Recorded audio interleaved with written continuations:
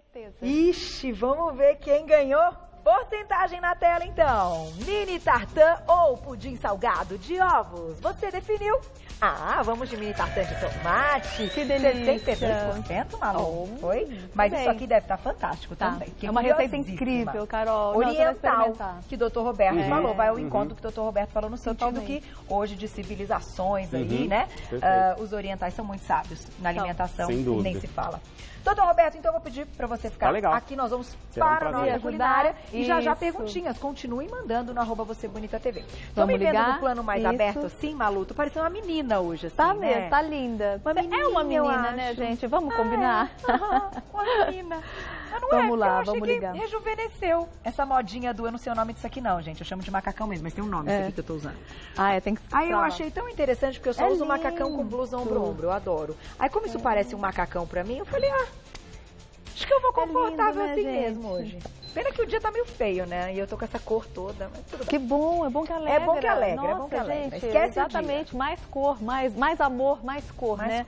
Ó, deixa eu só comentar uma coisa, mandar um grande beijo, tá? Pra senhora Shen, que me passou essa receita, né? Do shawamushi. Eu tento falar direito, né? Mas tem um sotaquezinho aí que é um pouco diferenciado, tá? Muitíssimo obrigada. Arigato. E a gente vai voltar com essa receita outra vez. Hoje não foi, mas ela vem na próxima. Arigato. Arigato. Vamos lá. Ingredientes na tela. Olha que receita linda. Para o público vegano, então, vai pular nas alturas. Vai. A gente vai usar 2 colheres de sopa de linhaça moída na hora. Mais ou menos, gente, 19 gramas, tá? A Malu tá passando em gramas para quem prefere pesar. 4 colheres de sopa de água ou em torno de 40 ml. Meia xícara de chá de farinha de amêndoas. Mais ou menos 63 gramas. 1 xícara de chá de farelo de aveia, 80 gramas. Meia xícara de chá de trigo sarraceno, 60 gramas. 2 colheres de sopa de cebola desidratada picada, mais ou menos 9 gramas. 1 colher de chá de sal marinho, 5 gramas. 3 colheres de sopa de leite ou leite vegetal. Leite vegetal que a gente está usando. É o vegetal hoje, né? Isso. 1 colher e meia de sopa de azeite de oliva. Essa é a nossa massa. Isso, Carol. Agora eu já vou passar, então, o nosso recheio. Ai, ficou linda essa massa crocantinha, hein? O recheio, então, é 1 xícara e meia de chá do inhame cozido ou castanhas demolhadas, aquelas que a gente deixou de molho. Você vai usar o inhame. Isso, nós vamos usar o inhame. Mas poderia ser a castanha. Totalmente. Meia cenoura ralada, 1/4 de xícara de chá de água, sal marinho a gosto, 1 xícara de chá de tomate cereja, 1 xícara de chá de alho poró. Alho poró com tomate cereja tudo nessa vida. É uma combinação. Muito bom. Um fiozinho de azeite para untar. E a Malu escolheu também ao encontro do nosso conteúdo, orégano ou tomilho a gosto e 1 colherzinha de sobremesa de cúrcuma, que também foi dita pelo Dr. Roberto. Isso, o que vai trazer cor, vai trazer sabor, né? Quem tiver aí pode usar a levedura nutricional também, que vai ser uma opção fantástica, né, para o público vegano, porque a levedura, ela é proteica, né? Ela aumenta a quantidade de proteína do prato. Tá? Que são aqueles vendidos agora... eu já deixei aqui aquecendo. Bom, colocar. Eu nunca lembro o nome dessas leveduras. Tem várias, né? Ela é uma que é vendida, ela com esse nome mesmo, levedura nutricional. Levedura nutricional, então procurem em lojas de produtos naturais. Exatamente. Bom, gente, todo mundo já sabe como é que a Malu cozinha, né? Eu, uma panela boa, pincelo. O que eu vou começar a colocar aqui? Vou colocar o meu alho poró. Tá. Comprei hoje fresquinho também. É uma delícia. Bom, muito bom. Ó, e não tem segredo, gente. Comida boa não tem segredo. Mas essa receita, eu estou fazendo de alho poró e de tomatinho, mas você pode fazer com qualquer legume que tiver na sua geladeira. A ideia é de reaproveitar aquilo que está na geladeira. É interessante, gente, explicar que, assim, existe diferença entre reaproveitamento e aproveitamento integral. Total. Aproveitamento integral é quando eu pego um alimento e eu uso ele de cabo a rabo. folhas, talos, cascas, etc. Reaproveitamento é quando eu já tenho uma comida pronta na minha geladeira. E eu coloco. E aí eu vou usá-la. Eu vou fazer um novo prato com ela, porque eu não quero comer ela da mesma forma. Perfeito. Tá? É verdade, tem diferença. Tem diferença. Sim. Faz todo sentido. Vou colocar o tomatinho. Posso colocar esse tomate ou ele picadinho, tá? Fatiadinho ao meio, ou posso colocar ele inteiro. Nessa receita, Caio, eu gosto de colocar ele inteiro, porque na hora que você vai provar, ele dá uma, sabe, assim, uma explodidinha na boca. É, porque ele fica molinho, né? Ficou uma delícia, tá? Não, e eu acho interessante você estar falando que, por exemplo, aqui é uma receita vegana, mas se em casa você fez para um almoço de ontem uma carne moída, uma carne com frango que sobrou, frango assado. Você pode reaproveitar. Pode, totalmente. Né? Não tem problema. Deixa eu só baixar. Baixa um pouquinho para mim, por favor. Isso. Eu vou fazer... O que acontece? Deixa eu só dar mais uma técnica aqui de cozimento. Quando você está cozinhando o alimento e você está com fogo muito alto, ele começa a ressecar. E aí você tem aquela tentação de colocar mais gordura, de colocar mais azeite. Então depois você pode começar com a panela quente, tudo bem, mas depois você abaixa. E aí você vai deixar o seu alimento suar. Então não pode estar com fogo muito alto, tá? Então por isso que eu pedi pra Carolzinha dar uma Isso. E eu vou colocar aqui a cenoura agora. Mó colorida, hein, gente? Tudo que tem aí, comidinha da feira, tudo que o Dr. Roberto falou. Tudo que tá na geladeira. Perguntinha na tela. Quem escreveu pra gente, olha lá, Dr. Roberto vai responder. Obrigada, Fabi. Olha, essa pergunta é legal. O que você acha, então, da suplementação? Boa pergunta, Fabi, porque muitas vezes a gente não consegue também absorver tudo dos alimentos. Será que, pensando nisso, a suplementação pode ser indicada? Doutor Roberto já vai responder. Perguntinha, olha lá, essa pergunta eu achei maravilhosa. É da Fabi, então. O que você acha da suplementação, doutor Roberto? A suplementação ela é bem-vinda quando você faz parte de um grupo de pessoas vulneráveis a ter uma ingesta baixa de algum nutriente. Então, quando bem conduzida por médicos, por nutricionistas, a suplementação é muito bem-vinda. Quando, de maneira exagerada, sem necessidade, pode ser um tiro que sai pela culatra. O excesso de um nutriente pode atrapalhar até a ação de outros. Então, suplementação, bem-vinda, mas só com orientação médica e de nutricionista. Tá aí. Não substitui jamais a alimentação, de maneira alguma. Tá, né? Bom, Carolzinha, vamos lá, ó. Deixa eu só te explicar, gente. Aqui, ó, meu tomate, né? Tem o tomate, tem o alho poró. Vou colocar aqui o meu inhame, tá? É ele quem vai trazer a cremosidade que eu quero na minha torta. Poderia ser... que era biomassa? Poderia ser a biomassa, poderia ser cenoura, purê de cenoura, qualquer tubérculo, abóbora, qualquer tubérculo que trouxesse isso. Ó, fica um pouquinho seco, então o que eu vou colocar? Pode ser água, ou eu vou colocar aqui um pouquinho só do meu fundo de legumes, tá? Qual que é a diferença de fundo para caldo, para não sei o quê? É que o caldo, na verdade, seria a mesma coisa, né? Se pensar na gastronomia, eu já vi correntes que falam caldo e outros falam fundo, né? É que o fundo de legumes, ele é quase que transparente. Então, você coloca os legumes lá para cozinhar na água fria e aí eles vão soltando seus sabores. Você deixa reduzir bastante, né? O caldo, na minha compreensão, eu posso estar errada, é quando você tritura. Então, você tem algo mais grosso, mais espesso. Isso. Entendi. Tá? Mas eu já vi gente fazendo referência ao caldo como se fosse um fundo. Mas eu gosto de perguntar, porque é legal a gente falar e usar os termos corretos, né, gente? Mesmo que a gente não trabalhe na área, eu principalmente para entrevistar, nossa, eu me sinto mal quando eu não uso o termo correto. E vocês, né, tanto na gastronomia quanto entrevistando os médicos. Eu fico enlouquecida quando eu não uso o termo correto. Só um pouquinho, porque eu não quero ele muito, mas eu vou colocar só mais um pouco. E vou colocar, gente, uma coisa que eu não coloquei ainda, que é a minha cúrcuma, que vai trazer cor e antioxidantes, né, doutor? Ah lá. E eu vou colocar o sal, tá? Esse sal também, que é o sal marinho. Aí sua mãe falou, não esquece o sal. A mamãe fica assistindo e...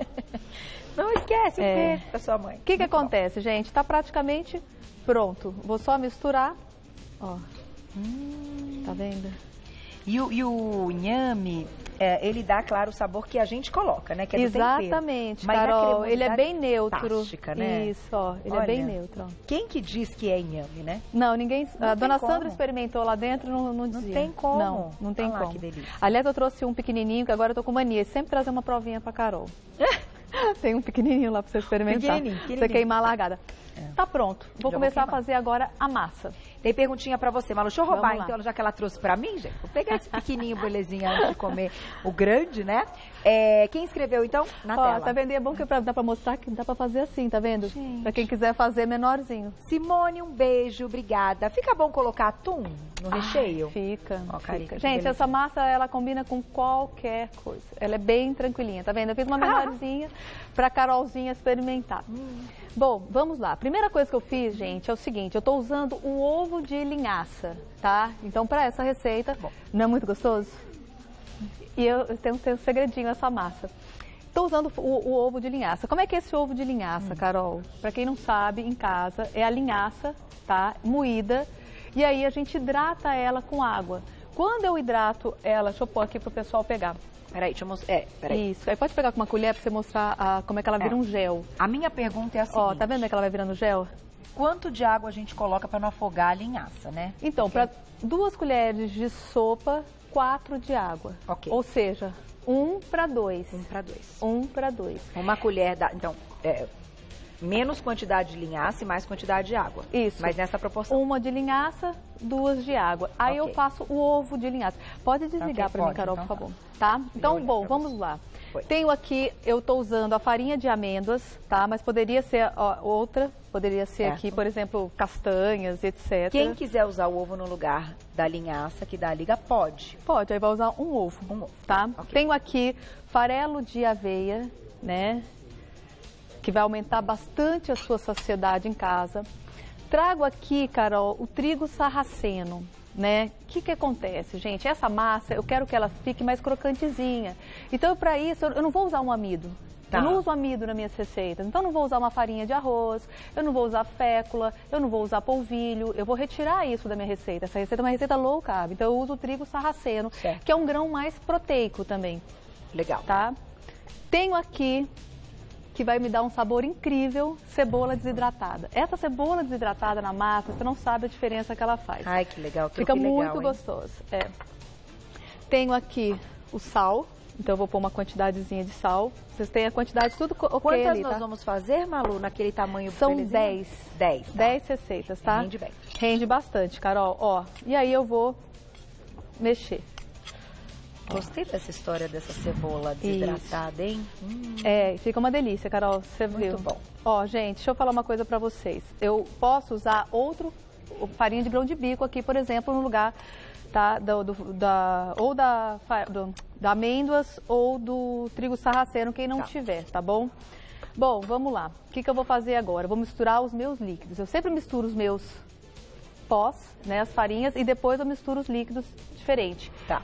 Então, eu tenho aqui o leite vegetal e eu vou colocar aqui o azeite, que são, se eu não me engano, é 1,5 colher. Ó, 1. Até porque, como não tem o ovo, não tem nada de gordura na receita. Não, da farinha de amêndoas tem um pouco. Um pouco. Mas, enfim. Isso. Não, mas é bem pouco, gente. É pra dar a liga mesmo. Coloco aqui no meio, tá? Ah, que legal. Vou colocar esse meu gel, tá? Vou colocar esse gel Que legal aqui. que dá certo sem o ovo, né? O pessoal aí, poxa. Sempre pergunta, né? Os veganos sempre perguntam algumas receitas que os chefes usam. Começa a misturar, né? Ó. Mão na massa. Mão na massa, exatamente. Dá pra fazer uma grandona também, né? Dá, lógico. Isso daí é só pra servir pequenininha. Você pode colocar do jeito que você quiser. Congela super bem essa massa, tá? Ó. Ela vai dando ponto assim, na mão. Exatamente. Para dar o ponto, Malu, essa pergunta é importante. Quando até dá, às vezes a pessoa não chega, né? Às vezes está num ambiente mais úmido, enfim. Isso, coisas que podem mudar. O que a gente acrescenta mais? A farinha o sarraceno? É uma excelente pergunta sua, Carol. Em geral, quando você trabalha com massa, é sempre importante a gente trabalhar com gramas. Por isso que você passa Por isso que a gente passa em gramas para você não errar. O que acontece muito, às vezes o dia rouba um pouco a umidade das farinhas, então você tem que dar uma adicionada. Mas a regra número 1 é, primeiro que massa, a gente nunca fica fazendo assim. A gente espalda a mão e pega, ó, espalda e pega. Tem uma técnica. E a outra técnica, cá, é esfriar a mão. Então, quando você sentir que tua massa está pegando muito, não está dando ponto, vai, lava a mão, seca a mão, resfria a mão, volta e vem trabalhar a massa. tá? Sabe tudo, Maluzinha. Muitos cursos de panificação. Se formou, né, Malu? Você é fantástica. Não, eu estudei muito, Carol. Eu estudo até hoje. Eu acho que a gente tem que estudar muito. Né? Você já, tá vendo? Já fez, já se formou, já é uma loucura. Ó, a minha mesa também que deu uma roubadinha, ó. Bom, o que acontece, Carol? Tá pronta, tá? Show. Ó, o que eu vou fazer, gente? Temos que abri-la. Nós vamos abrir. Ai, faltou as minhas forminhas. Cadê as forminhas? Tem uma forminha aí, meninas. Tem aí, Zé? Essa pequenininha? É essa? Não, uma maiorzinha. Uma de... Tá aí, ó. É tipo Você tá essas vendo? aqui, ó. Tipo essas aqui de... Licença. Não, tá aqui sempre acontece, gente, programa ao vivo. Não é aquelas isso, de tipo aro, sabe? Forminha mesmo. A forminha, tava lá separada pra trazer. Essa aqui, meninas, ó. Perguntinha pro Dr. Roberto. Vamos lá. Na tela. Aí. Sara, obrigada, um beijo. O hibisco, então, pode influenciar na longevidade? O que falam aí? Bom, se a gente pegar o componente que dá a corzinha roxa do hibisco é a antocianina. A antocianina é um potente antioxidante. Não existe estudo dizendo sobre hibisco e longevidade. Tem sobre antocianinas, antioxidantes, compostos bioativos em quantidades maiores na alimentação, com longevidade. Mas o hibisco é uma boa opção porque tem antocianina, porque ela é roxinha, só não exagera na dose. Porque não dá é legal, um desconforto, pode dar desconforto e tem correlação de excesso de hibisco, excesso com contrações uterinas mais intensas e risco de aborto. Então não é legal exagerar. Me lembro, doutor Roberto, eu tive uma fase que todo dia a Sandrinha fazia para mim o chá de hibisco. Eu tomava antes do programa. Aí, assim, eu fui percebendo que de vez em quando dava assim, né, me sentia tão bem. Eu falei, gente, o que será? Aí depois a gente foi confessar, realmente pode causar. Então a gente não toma muito. Não exagera. Conselho que eu dou, entendeu? Eu fui, que eu sou muito ligada nas coisas que eu tenho pra tentar ligar do que é. Nossa, e aí cheguei no ponto, era o hibisco, eu não tava passando muito bem. Então, assim, eu acho que ponderar, bom senso, até 2 xícaras de chá ao longo do dia, tá bom? Tudo bem, né? Não pode exagerar. Bom, Carolzinha, tenho aqui essa forminha de fundo removível, tá? Você pode usar uma maior ou a que você quiser. Dou uma untada leve e eu vou pegar a massa e eu vou começar a espalhar ela bem fininha aqui no fundo, Carol. Malu, naquelas forminhas de silicone, ela não dá tanta crocância, enfim, não fica... Não, fica bom também, pode ser. Ali é legal que aquela forminha de silicone, gente, não precisa untar, né? Eu acho ela prática, né? Então, elas são bem práticas. Bom, deixa eu explicar um negócio pra vocês. Forminha, massas que não tem trigo, às vezes, elas ficam difíceis de você abrir. Mas você vai ver que ela tá bem boa essa massa de abrir. Mas eu posso pegar, molhar o meu dedo e começar a trabalhar ela até eu fazer, uma camada bem fina dessa massa, como essa daqui, que já trouxe pronta. Tá vendo? E aí eu vou pré-assar por 10 minutos. Eu pré-asso essa massa. Eu vou fazer uns furos aqui no final dela e eu pré-asso. Quantos minutos? 10 minutos. Isso. Aí eu vou vir, quando ela resfriar, resfrio ela, tiro, coloco o meu recheio. Que o recheio tá pronto. Isso, Carol. Só que a massa, ela não terminou de cozinhar. Então, o que eu tenho que fazer? Eu vou voltar ao forno, tá?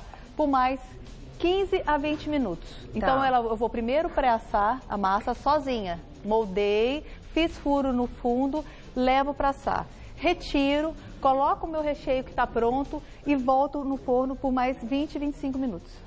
Tá aí, tá pronto. Tá pronto. E o recheio, ele fica ainda mais cremoso, né? Isso mesmo, Carolzinha. Vai sair uma quentinha, Malu? Vai sair uma super quente pra você. Enquanto a Malu vai retirando, Gláucia, posso te pedir pra gente colocar, por favor, aquela pergunta que era a última que a gente tinha selecionado do low carb? Então, calorias na tela, que já tá prontinho pra gente ter uma ideia. Então, cada uma desse tamanho que a Malu fez, 130 calorias. Delícia, rendendo 10 porções. Tá bom, hein? Ó, que delícia. Com uma salada? Amei. Poucas calorias, né, Carol? Olha que linda. Vou pegar uma faquinha. E você sabe qual é, né, Gláucia? Eu achei muito legal essa pergunta. Eu lembro dela. Então, enquanto você vem, eu vou sentar aqui do lado do Dr. Roberto pra gente fazer Não, vou sentar aqui, ó. Fica tranquilo, Roberto. Tá legal. Aí, ó, é a pergunta da Cris. Cris, um beijo, muito obrigada. Alimentação low carb em conjunto com os bons hábitos, higiene do sono, atividade física moderada, etc., é um dos possíveis caminhos para ter uma longevidade saudável? Eu vou dizer para vocês por que eu gostei da pergunta da Cris. Eu acho que quando a gente coloca a pergunta das pessoas, nós estamos prestigiando o nosso público. Porque ela foi muito feliz quando ela citou os termos corretos, higiene do sono, bons hábitos. Então não é só o low carb em si, ela falou um pouco mais. Então achei que ela merecia o nosso prestígio de colocar a pergunta dela. Aliás, é o conjunto da obra que faz a gente ter uma longevidade maior, sem dúvida, Carol. O que não pode se confundir quando a gente fala em low carb, a gente está falando na diminuição dos carboidratos de carga glicêmica alta, né? Isso, açúcares, farinhas brancas, refrigerantes, doces. Então, quando você evita esse tipo de alimento, você já está contribuindo muito para a longevidade. Agora, cuidado em diminuir cereais na forma integral, excessivamente, por causa das fibras, e diminuir excessivamente as frutas. Então, o low carb só não pode ser extremo. Aliás, o estudo recente mostrou que os extremos diminuem a longevidade. O excesso e a falta. E a falta. Tá? Então tem que tomar cuidado só de diminuir diferente de cetogênica, não confunda. É diferente. Alhos com bugalhos, exatamente. Não confunda. A gente pode fazer um dia uma pauta uma versus outra, porque as pessoas às vezes se confundem, né, Carla? Isso aqui tá bom demais. Fiquei no seu lugar. Parabéns. Não, olha, a gente não tem lugar. Muito obrigada mais uma vez. Que receita linda, ó, vegana. Público vegano, proteica, low carb com pouco carboidrato. É isso, né, Carol? Comer bem de maneira saudável, gente. Cremosidade desse inhame ficou um negócio sensacional.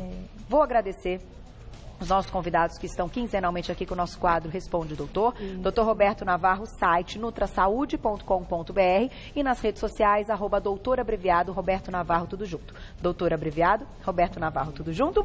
E a nossa querida chefe Malu Lobo, com essas delícias e muita criatividade, o site nutrasaudenacozinha.com.br, nas redes sociais, @chefe Malu Lobo, tudo junto, @chefe Malu Lobo. Um beijo para nossa nutricionista que calcula as calorias, @nutricionista Gabi Esteves. Um beijo, Gabi, estou com saudades de você. E próximo tema, nós vamos falar de... Gordura no fígado, é isso? Gordura no fígado, hepática?